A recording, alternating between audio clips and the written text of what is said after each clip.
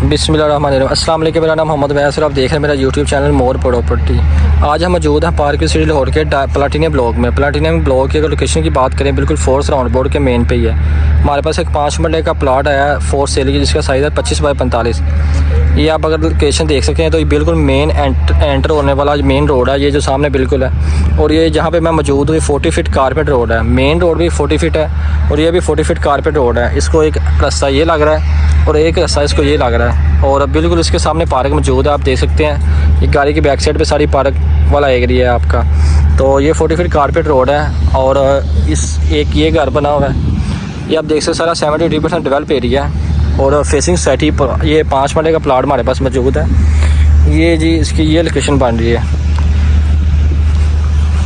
یہ لوکیشن ہے اس کی۔ اس کا سائز 25x45 ہے، 40 فٹ کارپیٹ روڈ پہ یہ پلاٹ موجود ہے، آل ڈیوز کلیئر کے ساتھ۔